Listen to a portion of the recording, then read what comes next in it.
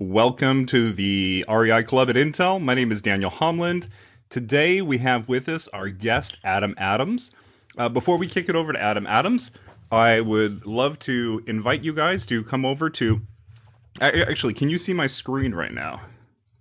No, No. I could just Okay. see you. Just your video. Wow, this happens every time. When I log on to this meeting, I'm unable to share my screen. I don't know what that's Uh, about, but we need to fix that. So what I'm going to do instead is I'm going to share the link for our upcoming meetings over in the chat window. And here it is. So if you go to this particular link, you're going to see a lot of great speakers coming up. First of all, there's Adam Adams today. He's going to talk about how he has built up his business using virtual assistants. And in particular, Adam Adams hosts the largest real estate meetup at meetup.com. So he's going to talk to us a little bit about how he uses virtual assistants to scale his real estate business. And then I'm hoping that will dovetail very nicely over into a conversation about single family home investment. We took a poll last week about the topics that you wanted to hear about, and about 70% of you said you were interested in single family homes. So next week, we're going to go over different websites you can use to find them, spreadsheets and calculators you can go and use to underwrite them to find out exactly what the cash on cash values are going to be and how much of a return that particular home is going to be. So we'll lay it out both in a spreadsheet and use some online calculators to go through a couple of investments. And in fact, if you want people that are online, you can just give me an address and we'll go through and analyze the house in real time. After that, we have Leka Devatha, and she is a fix and flip rehabber in the Seattle scene. She's also got a meetup in Seattle. So for anybody who's coming to us from Seattle, she's a great person to get to connect with. Then we had a request for a topic on REOs. And so we've got Gina Saparna, who is the REO operations manager at Redfin. And she's going to be coming in and telling us how Redfin runs their REO business. After that, we have Jason Thiel. And as a condition of him coming in and talking to the club, I was not allowed to tell you where he works. But if you go to LinkedIn, you'll find out. And so we've actually got a few more here that aren't listed. But Joseph Rement, he's on our fourth Friday of the month. We're trying to reserve the fourth Friday of the month to talk about multifamily because I tend to have too many contacts in that area and they were getting a little overcrowded. I want to make room for single family homes and for other topics. So fourth Fridays are going to be multifamily people. And after that, we have Terry Stiers. Terry Stiers is a experienced flipper and rehabber. He's all over Bigger Pockets in terms of talking. And then a slightly different topic, Corey Thomas, who is he's a person who's involved in taxes. He actually works with a lot of Intel people in terms of managing 401ks. He's my 401k manager. And so I talked to him and he said, yeah, you could talk about taxes, 1031 exchanges, and Delaware statutory trusts. So somebody about 3 weeks ago asked for a person who could speak on trusts, and that is coming up. So in addition to that, make sure you go to Yammer and sign up for the Real Estate Investment Club. We've got a discussion group going on there.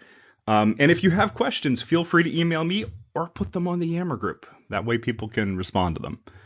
So those are the announcements for today. Does anybody link to Yammer? I'll put it in the link to Yammer as soon as Adam Adams starts talking. So before we get started, does anybody have any topics that they'd like to hear from in the future? I would like to know about first-time buyer. First-time buyers? Yeah, Yep. Okay. thank you. Danielle, this is more of a quick question rather than a topic suggestion. So I know that there are a lot of options in the space. What is your preference as far as, single family, multifamily, syndication, et cetera, et cetera? Your personal preference. Yeah, and I am fairly active within real estate syndications. So I actually own a business where I actively go out and purchase apartments, and I partner with people in order to buy them. So if you're interested in that, come talk to me about that.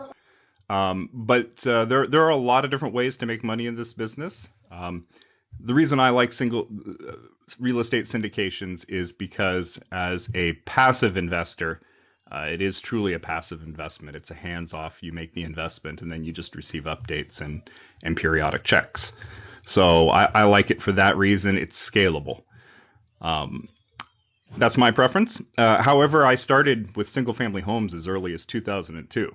So 2002, I bought and sold single-family homes. From 2006 to 2010, I actually lived overseas in France. I was working with an organization over there that worked with North African immigrants.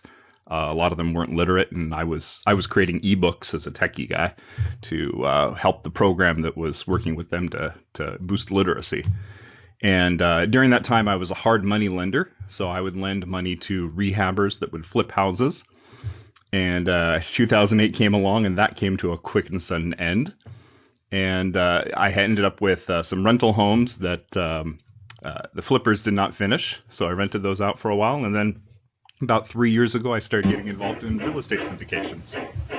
So that's my quick history. Thank you for asking. If you're interested in talking about real estate syndications, shoot me an email. Cool. Thank you. All right. Any other topics before we give it over to Adam Adams?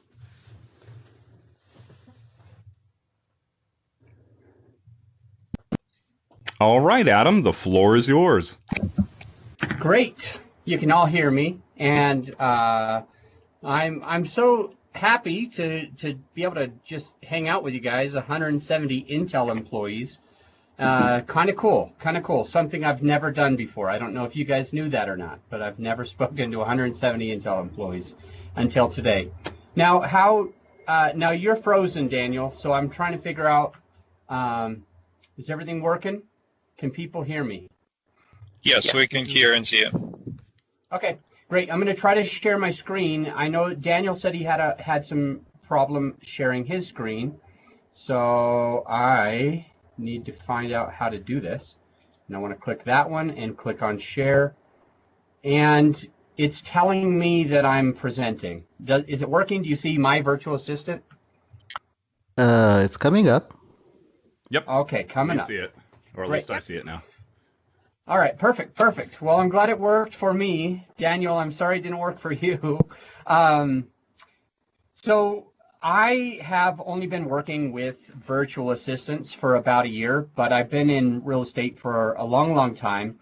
And in the very beginning, when I was planning on doing wholesaling, I've been in real estate for 15 years, just so everybody knows. And I started with land, and then I went to apartments, and then I started doing tax deeds in 2015. But land and apartments is what I did from 2005 up until 15. And in 2015 with tax deeds, I was saying that I had heard about that book Tim Ferriss wrote about the 4-hour work week, which is all about how you could work 4 hours if you had a virtual assistant. And that book inspired a lot of people. And I remember people telling me in 2015, this is still 5 years ago, people telling me, you've got to have a virtual assistant if you're going to be able to do that, Adam. And the reason I didn't get a VA back then is because I was afraid. I was actually scared of what it would be like to work with somebody out of state. And so one of the main things that I want to talk to you about is how to overcome that fear. Because once I did, only about just a little over a year ago, I hired my first VA part-time at $3 an hour, and out of nowhere, she took so much off my plate, and my income went way up, and I hired more and more and more. And now today I have 5 virtual assistants. All of them are full-time. And so it all started with me just kind of getting out of my comfort zone. So I want to help you guys get out of your comfort zone as well. All right, so you can see, all right, the last time I gave this presentation, it was mostly for multifamily investors. So I will, I heard that 70% of this room is more interested in single family. So a couple of these examples I'll just take out, no problem. But I want you to imagine, I want you to visualize something. Feel free to close your eyes for a minute as well, if that helps you visualize. You don't have to close your eyes, but if that helps, I want you to imagine yourself driving down the road, you're going to an appointment, and you all of a sudden you realize that you need to get something done. All of a sudden there's like, oh my gosh, I need to get this done. If I get this done today, I'm going to make a lot more money. And so what you do is you call up one of your best friends. You call up a friend who understands your business. And they understand, for instance, what you're doing in single family, and they understand, that you need to call a plumber, or they understand that you need X, Y, Z, and it's something that's going to take an hour or two, but you can't do it because you're driving. You're unable to do it, but you can get a hold of your friend, and they can take care of it because they understand your business, they understand what you need, they understand you, and you trust them.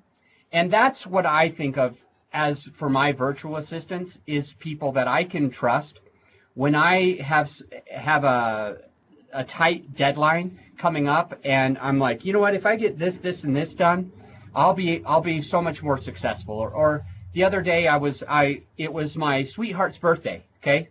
And so I called up my friend, I guess you could say I called up my VA, and I said, hey, can you go to this website and can you buy my sweetheart some flowers, look up her address out of my email? And my virtual assistant was able to get in and look to see what I needed. And she was like, can I pick the flowers? I said, yeah, you can pick the flowers. And so she picked just a gorgeous bouquet. And when it ended up getting to my sweetheart's door, she took a picture and she said, the flowers are so beautiful. Thank you so much. You made my day.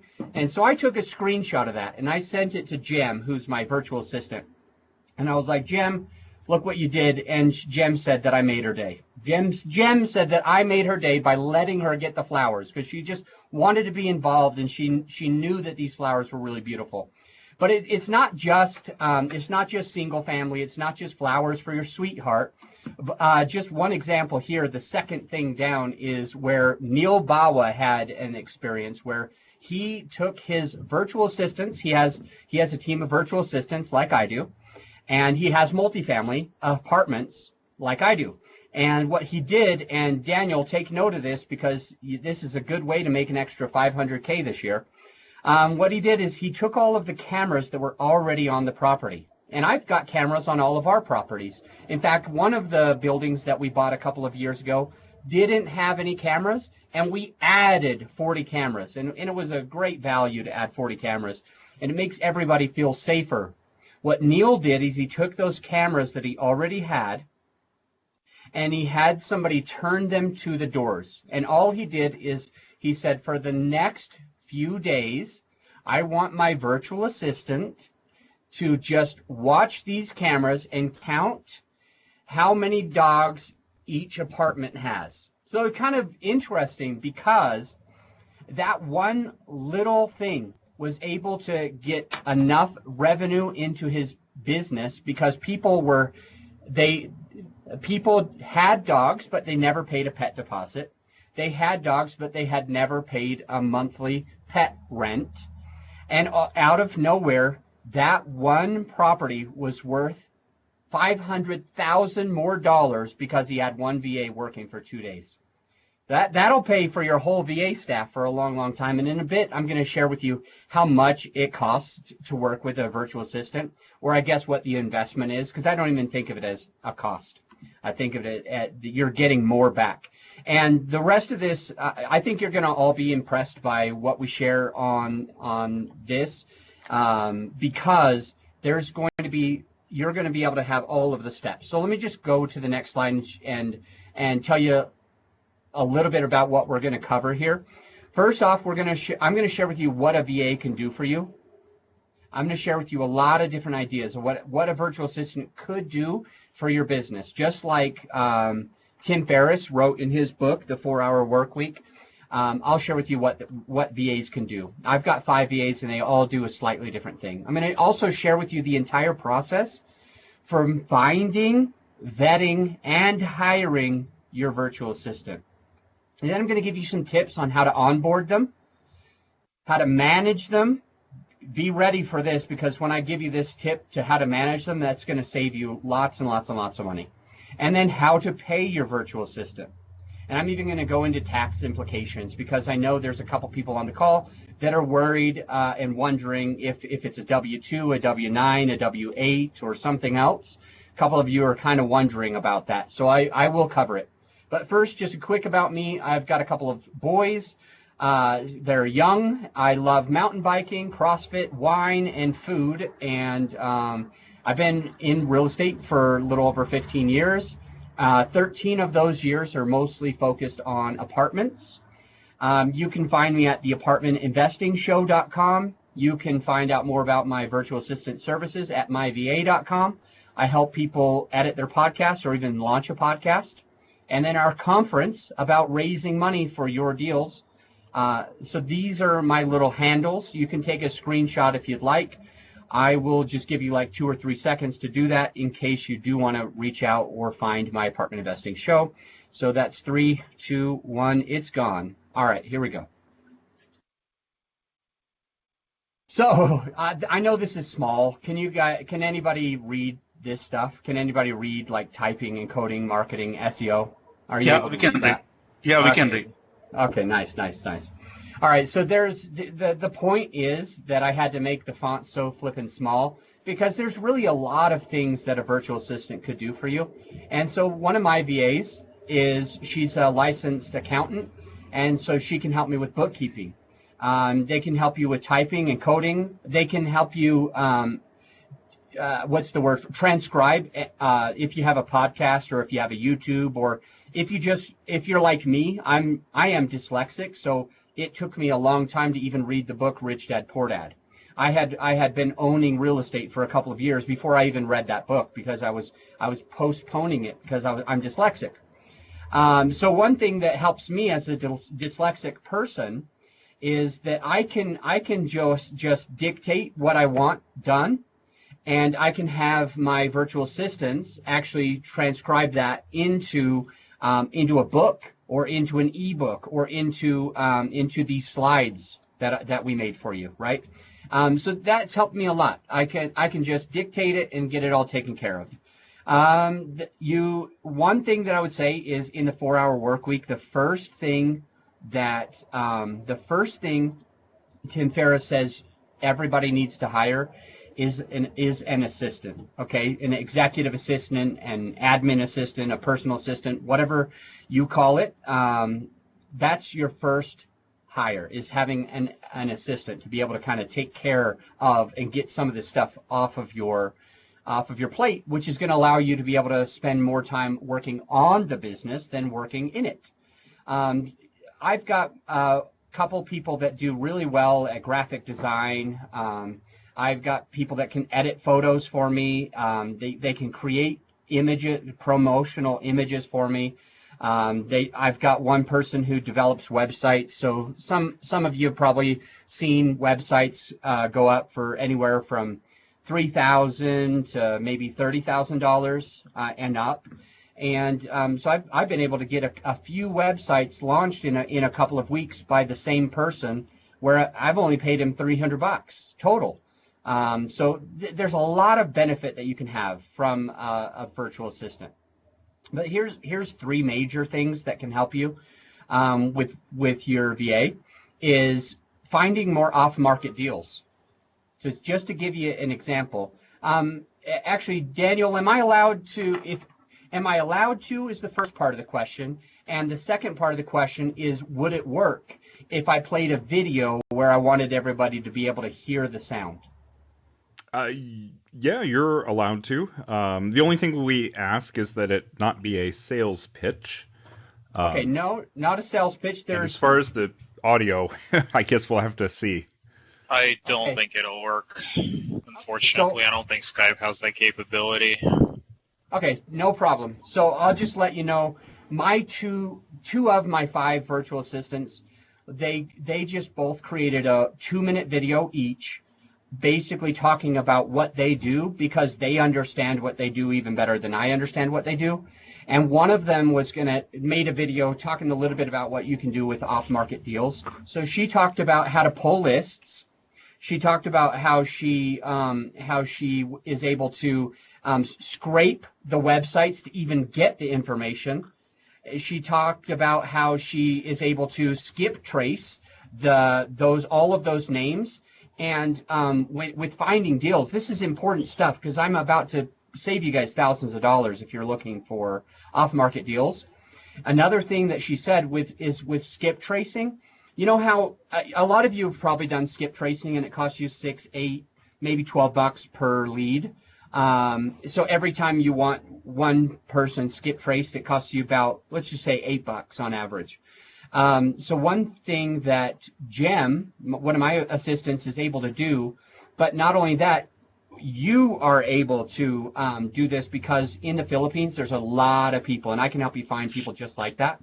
But they skip trace this information. Jem can get phone numbers, email addresses, and mailing addresses of a whole list of 100, and it only takes her a couple of hours to do 1 to 200.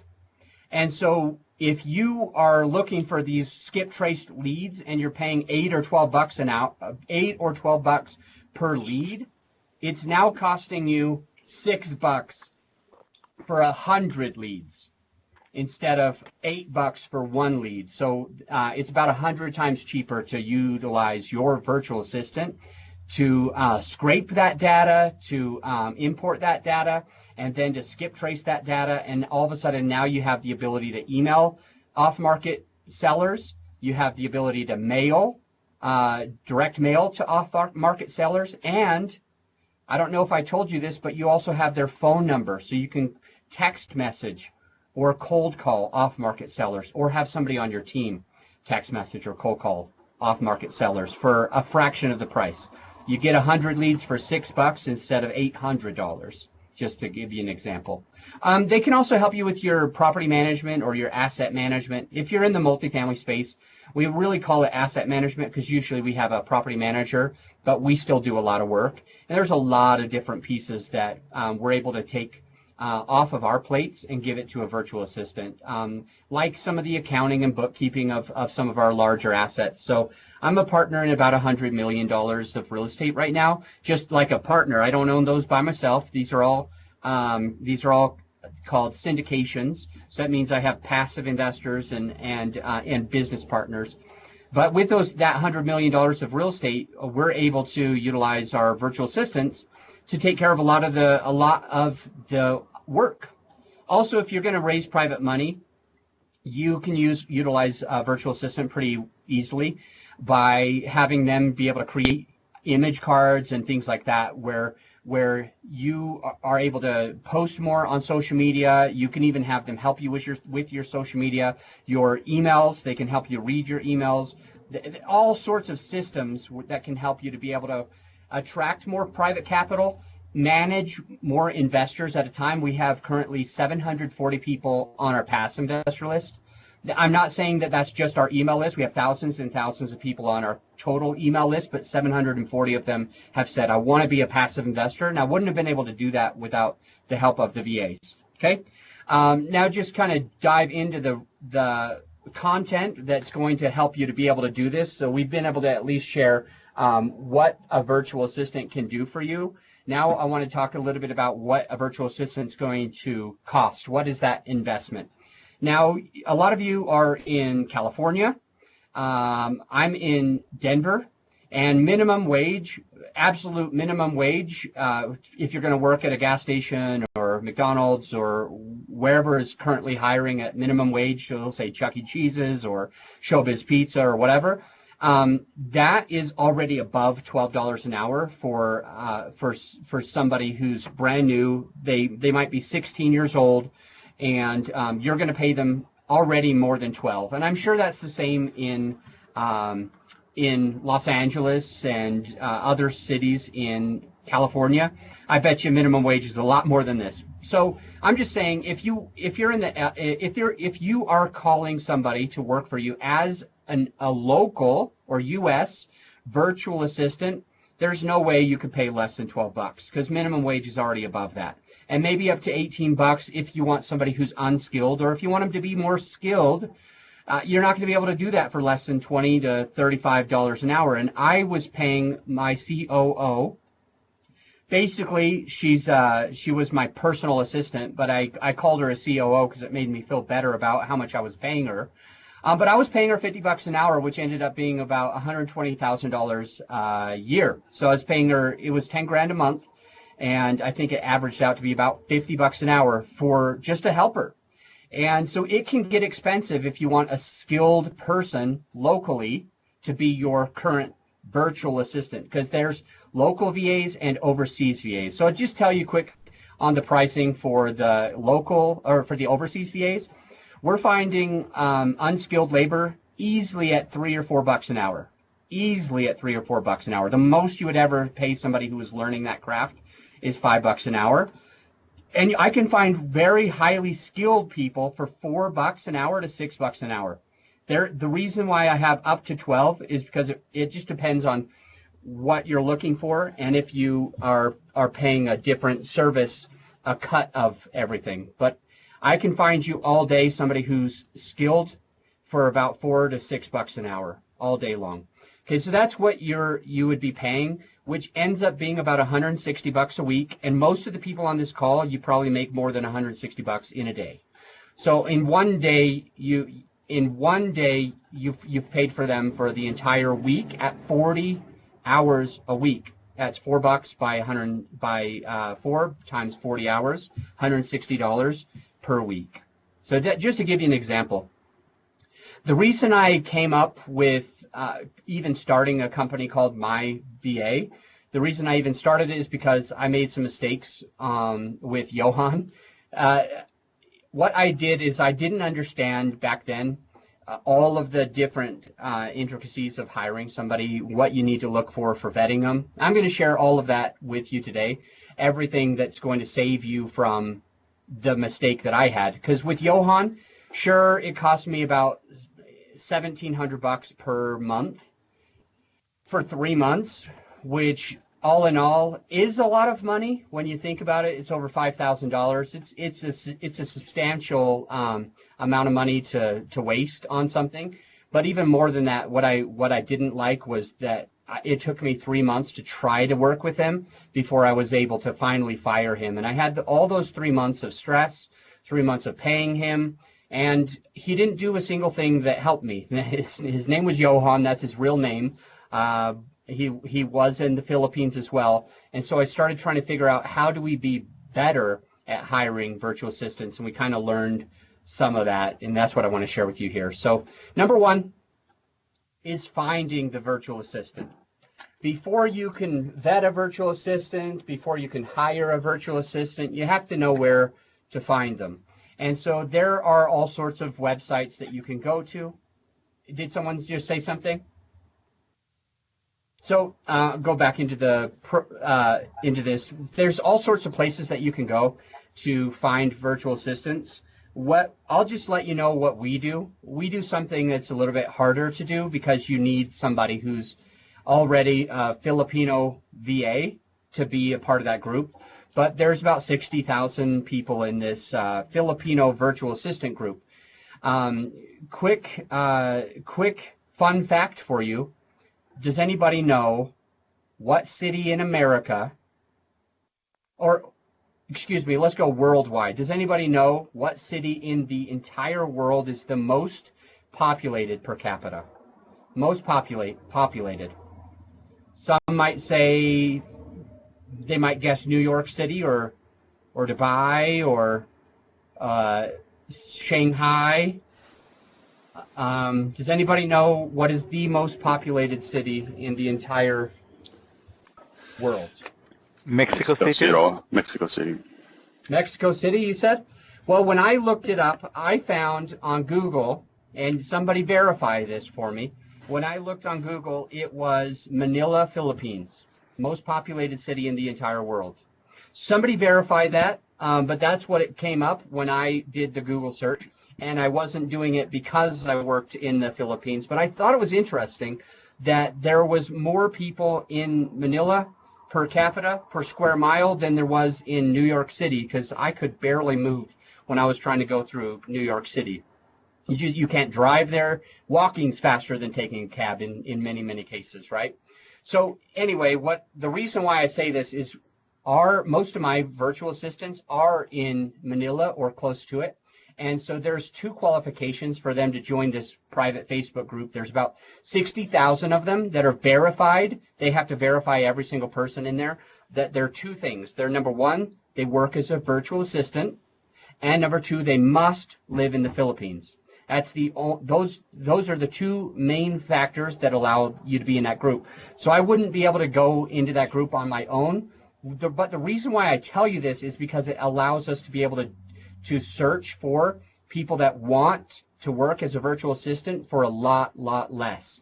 So in most of the ways that you are going to find virtual assistants, most of the ways you're going to go and you're going to spend money marketing and advertising, I'm going to give you some tips and tricks to make that budget a little bit lower and to make it a little bit easier on you, so that when you're actually doing that ad, if you do the ad, that you're attracting the right type of person and you're repelling the wrong type of person. So that's part of this presentation. But the question is, where do you find them? There's all sorts of websites to go and find them. I just like being able to have my own assistants that are in the Philippines to jump into this group, because we can make a quick post for free and have a bunch of people that are qualified opt in and ask to join our team or the team of some of our clients. And then the how do you find virtual assistants is going to be how you do the ad. And so here's just a couple of examples. When we vet virtual assistants, we vet them on the culture, we vet them on competency, we vet them on their personality profile, we vet them on the tools that they have, like their computer and software. And you guys working at Intel, you know a lot about this. You want to make sure that they have, at least if they're doing video editing and stuff, they've got to have the best, like an i7 or i9 if at all possible, so that they can, and plenty of gigs of RAM, like 16 gigs if possible, or 8 at the minimum.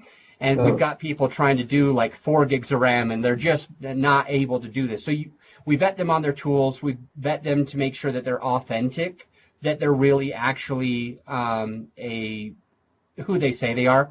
So I'm going to share with you how to do all these. The main how here is how to find them.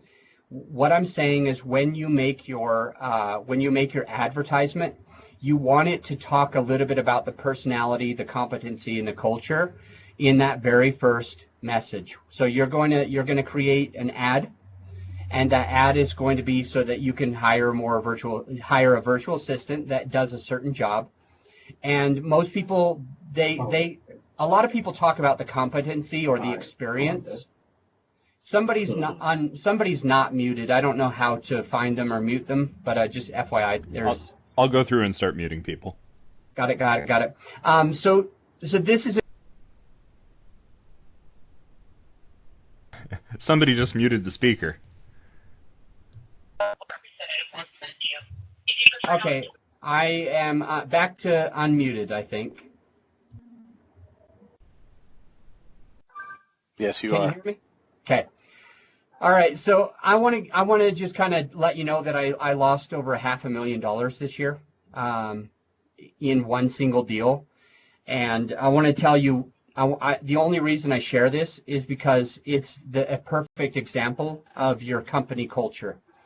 So one thing that my team does is we do these things called level 10, and they might do that at Intel. L10 meetings. Basically, we've read this book called Rocket Fuel and this other book called What the Heck is EOS. And within that, we find that there's company values or your company culture. And one of the things that we wrote down a couple of years ago when we first were wanting to get started with these EOS is that we will do the right thing even when it hurts. Okay, and so that's become something that we recite our company values every single day, and we say we'll do the right thing even when it hurts. And one day during COVID, and you probably all remember how we all kind of got a little bit scared and worried, or at least we wanted to watch the market even if we weren't fearful yet.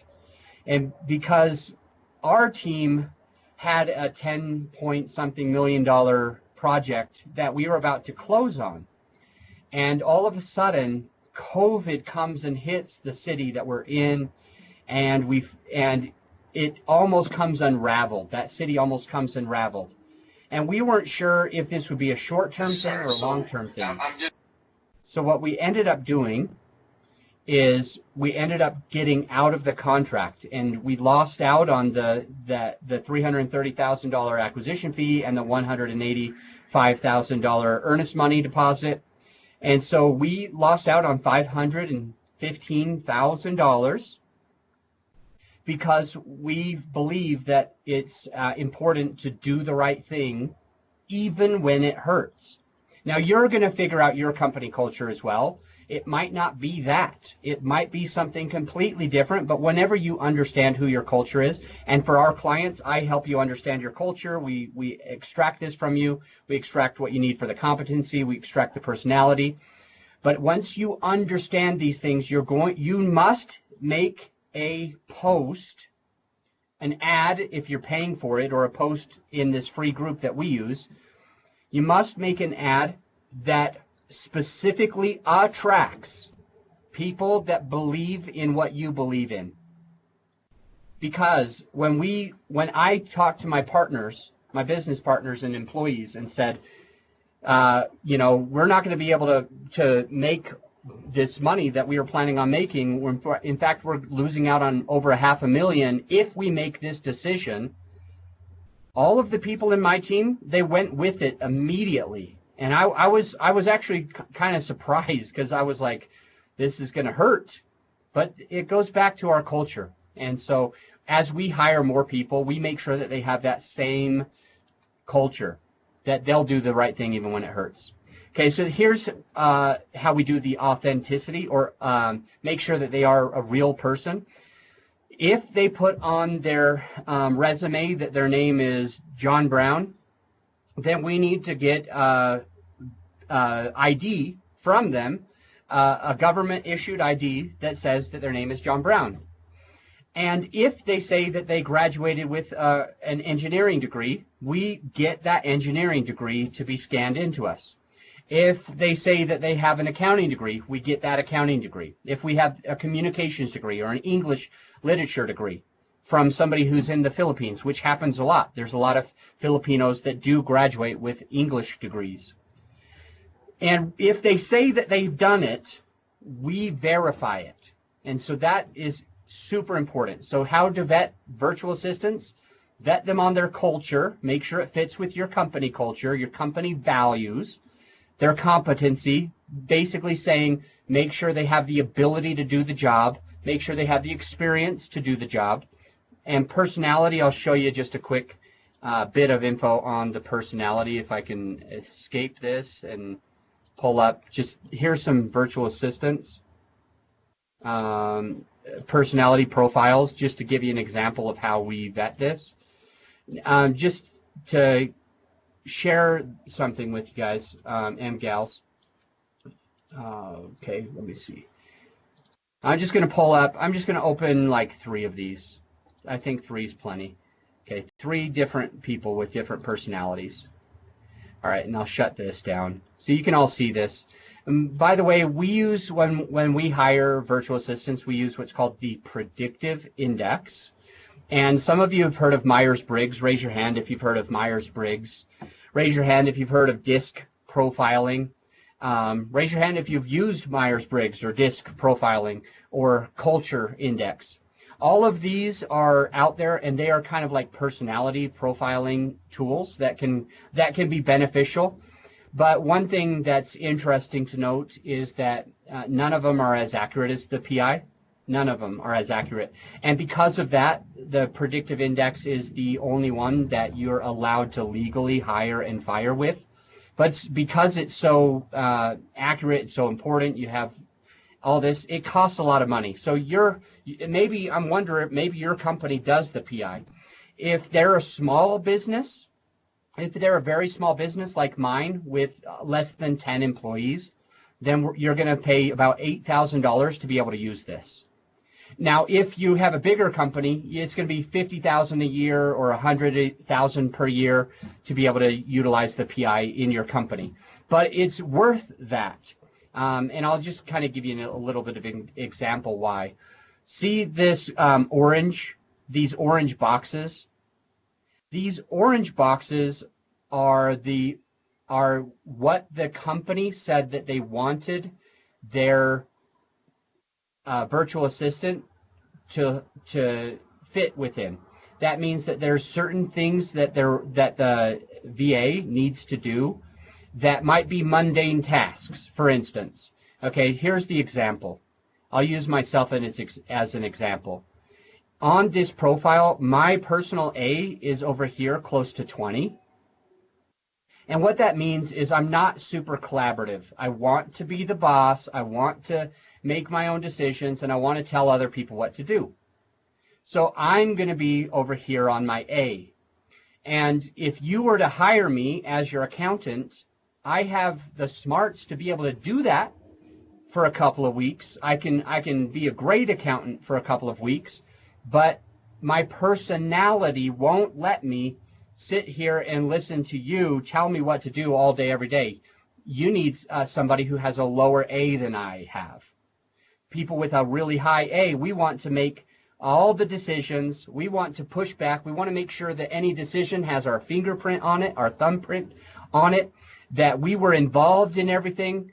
And if not, if the opposite of me is somebody who's more collaborative, they're more like, let me listen to your ideas. It's more of an assistant who's going to be willing to do more like mundane tasks, the same thing every day. I need my scenery to change. I have to have my scenery to change. But you're probably going to want a virtual assistant that wants to be able to do the same thing every day. You're most likely going to want a personal assistant that doesn't challenge everything that you say. You're most likely going to want one that usually just goes along with whatever you say. So it just depends on your profile, but we create something like this for you.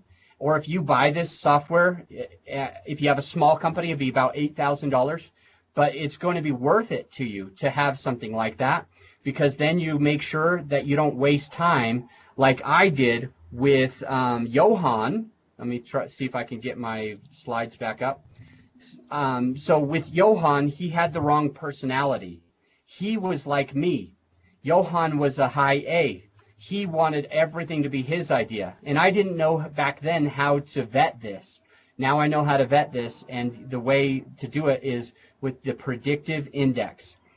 So either for our clients, it's free to use predictive index. If you want to get it yourself, it's about $7,900, I think. But how do you vet their tools? How do you vet their authenticity? How do you do the interview questions? We do 20 different interview questions. So that's really how to vet them. And these are the things you need to think of when you vet them. How to hire them. I'm going to skip kind of going over our whole VA placement process, but there's three main pieces. There's really the discovery phase. Then the second phase is the vetting phase. And then the last phase is the hiring and onboarding phase.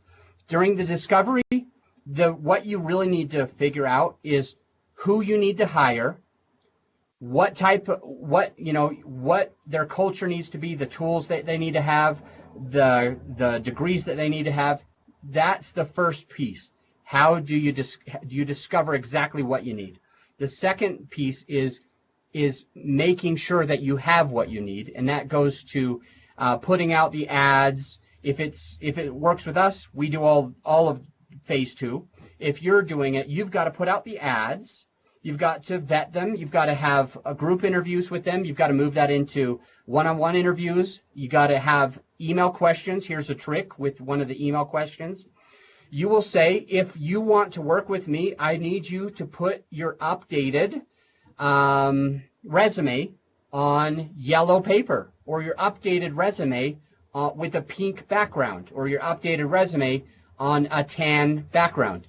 And so what that does is, if you need a detail-oriented personality, this is one of the ways that you can vet to make sure that they read the whole email and that they're following instructions the way that you need them to follow instructions. So if they give you their resume on a piece of white paper, you automatically decide that you aren't going to call any of their references. They're disqualified immediately. So these are all things that you do during the vetting process. And then during the hiring process, I'm going to go over that now. Hey, Adam, could I jump in really quickly? Please. I just wanted to let you know that you have just over 10 minutes left. Okay. And I don't know if you want to do questions and answers at all, but use it however you like. Okay, perfect. So for onboarding, one of the things that you're going to want is a contract, and I'll give you a big tip right now for those of you who are on. With filling out the contracts, one of the most important things is that it's written in Filipino law. So that means that if a lot of people wonder, if I'm going to have a contract, how do I know that it's going to be legal and binding in the Philippines or overseas? And one of the best ways to do that is to ensure that the contract is written in Filipino law. So yes, they are binding as long as you do that. And then another thing that you want to think about with your contracts is making sure that it has Filipino customs as well. And one of the things that you should have in here, and I hope you're writing this down if you're serious about bringing on a virtual assistant, I hope you're writing this down. One of the most important things with these contracts is that there is you can call it a probationary period or a trial period, okay?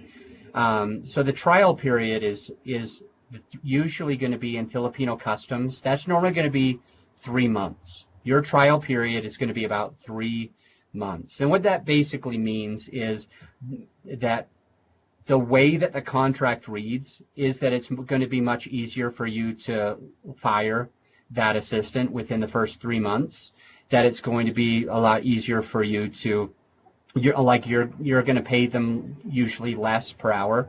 So in the trial, you might say that I'm going to hire for $5 an hour, but in my trial period for 3 months, I'm going to pay you $3 an hour, just as an example. And that's very normal in the Philippines. So just remember that these trial periods or probationary periods of 3 months are very, very, very normal. And so you want to implement that in your contracts. I've got 2 contracts. One is more for a virtual assistant employee, and the other one is more for a virtual assistant private independent contractor. And so we have 2 different ones. It cost me a couple $1,000 with my attorney to be able to look up all the customs and all the laws to be able to make sure that everything was legal and binding. And so we've got one of each contract. The first one was the more expensive one, and the second one cost a little bit less because they didn't have to do the research again. But about $2,000 just in contracts. That's how important I think that contracts are for you. The second thing that you want is to make sure that you set expectations. So you want to just let them know what you're going to expect them to do, when they're going to need to be on. Are they going to be working Filipino hours, which are 12 hours different from Eastern time? Or are they going to be working, LA hours, for instance? So that's just a quick example. And then when we talk about training, one thing that I would suggest as you're onboarding your virtual assistant is that you use Loom. And how that is there's something called Zoom, Zoom is something where you record your screen and you can record your face and you can record your voice. And Loom is just a lot less expensive, and it's quick and easy, and you can edit it within the app. So if you made a mistake, you can just cut it out. But I suggest as you're onboarding your virtual assistants that you use Loom videos. So basically you'll come to a process that you've done a lot and you'll just say, hey, virtual assistant, you name them by name. This is what I want you to do. This is step 1. This is step 2. This is step 3. This is step 4, etc. So you're going to kind of go through the process on a Loom video. That's easier for me at least, because being dyslexic, as I shared before, doing a quick Loom video takes me just 5 minutes. But if I was going to try to write the same thing on an email, it would probably take me a couple of hours just because I'd be like, pretty stressed out about it. All right, so here's, I've got 2 more slides and then the presentation is over. 2 more slides and then we'll be at the end of the presentation. And I think that you're going to make the most amount of money by listening to and watching these 2 slides if you pay attention. So here's something called Screenshot Monitor. And assuming that you're going to have a virtual assistant, you're going to want to utilize Screenshot Monitor. And so I'm going to just show you my Screenshot Monitor. This is something, it's a third party. And actually, I don't even need to click it. I can just click this. But really important that you pay attention to this because of what it does. And so I'm just going to go to my home screen and check it out. I've got one of my virtual assistants was working as of a minute ago. This has been taking screenshots. It saves everything for a year. And so I know exactly what they've been working on. See, this is when I had a call with them earlier before we got on. Here is everything that they've been working on. It takes a photograph, a screenshot every 2 minutes. So I just need to make sure that it's always moving. And what's kind of cool about Screenshot Monitor is if they aren't moving their mouse or their screen for more than 5 minutes, it automatically puts their time on pause. So this person is probably taking a lunch. This person probably just got done taking a lunch, and these 2 are working at right now at the moment. So it's kind of cool. You can see how long they worked yesterday. I can see Ben worked a little over 8 hours yesterday. Grace worked a little over 9. Teresa a little under 8, etc. And you can put in how much you pay them. So somewhere here it shows that I pay her $6 an hour. She's my highest paid, and then this is my lowest paid. She gets paid $3 an hour. But they do amazing work for that value. Just awesome work. So that's the first one that I wanted to share with you is Screenshot Monitor. What it does, just to give you another rundown, it takes screenshots of their screen every couple of minutes so you can verify if they're working or not. It also tracks their hours, how much they've worked, and it also shows how much you're going to pay them, all in one place. So it's really, really, really easy. And then for paying your virtual assistant, I would suggest you use Payoneer, and you find that by going to Payoneer.com. The reason that I share Payoneer with you is because you're going to save a ton of money if you use Payoneer. A lot of other people, they say that you should use PayPal or another huge majority of other different ideas. But the thing is, PayPal is going to cost you 4.8 or 4.2% every time you pay your assistant. But when you use Payoneer, it's 1%. It's 1% if you're using a debit account, and it's 3% if you use a credit card. So for me, I use credit cards, and there's 2 reasons why you might want to use a credit card. The main one is because the main reason why I want to use a credit card for my Payoneer, even though it's 3%, is because I get a bunch of points. I get more points than I pay out. So I got all sorts of like free travel. I can get a free pair of AirPods or a watch or whatever. So use Payoneer. I have spent the time to vet lots and lots and lots of different companies, and Payoneer is the best, and I'm not affiliated with them. I don't make any money if you use them. I recommend them because they're the best. Then the tax implications that everybody was wondering, and I'm sure we're coming really close to that 10-minute mark we were mentioned a few minutes ago. So with the tax implications, your two questions are, how do I withhold their taxes? That's one of your questions.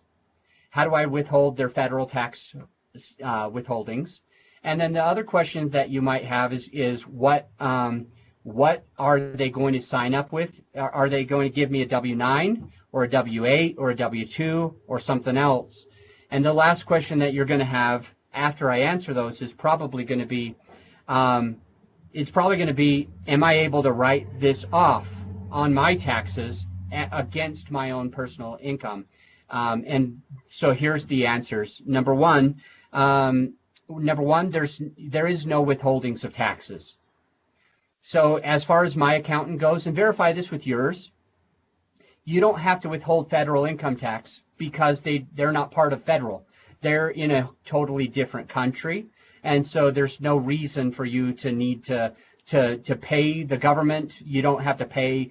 What's awesome is with Filipino law, and one of the reasons why I utilize Filipino assistance more than Indian assistance is because in the Philippines, it's on them to pay their own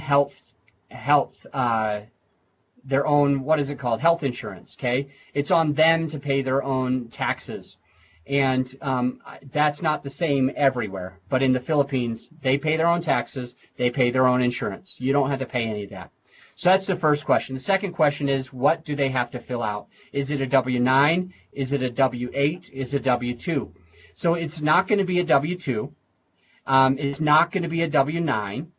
Most of you probably know what the difference between a W-2 and a W-9 is, but you're not going to use either of those. And some of you who are more experienced with taxes might have heard of what a W-8 is.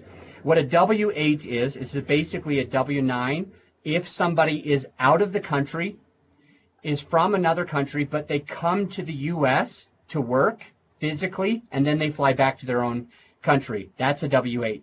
So what's interesting is you don't even have to do a W-8 since they are in the Philippines. They stay in the Philippines. They're never really coming to the U.S. to work and then leave. So you don't have to fill out any of those. So the obvious next question is, well, if I'm not filling out any of those, then how does it work on my taxes when I'm going to pay this person? And it works out like this. It goes directly against your gross income. And so if you have a business, it goes and let's just say you made $200,000 this year in that business, and you paid $15,000 toward your virtual assistant, you can still write off that entire $15,000. You can still write off every dime that you pay your VA. So that's the end of the presentation. If there's time for questions, I'm happy to answer. And if we're past that time, you can always reach out to me privately just by emailing me adam@adamadams.net, or just set up a time to talk on my VA. Are we still on, guys? Yep. Excellent. Thank you so much. I'm going to take a quick screenshot of this just so that everybody has it available, and I'll post it. Thank you so much for coming here. I know people are dropping right now because they have other meetings they're going to. But next week, we'll talk about single-family homes and where to find them and how to evaluate them. Thank you, Adam. Absolutely. Thanks, Adam. Thanks, Daniel. Thank you, Adam. Thanks, Adam. That's great. Nice presentation. Thank you. Thank you, guys. Thank you. Thank you. Thank you. Thank you.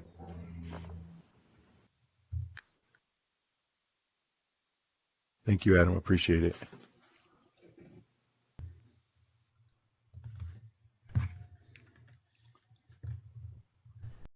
To you.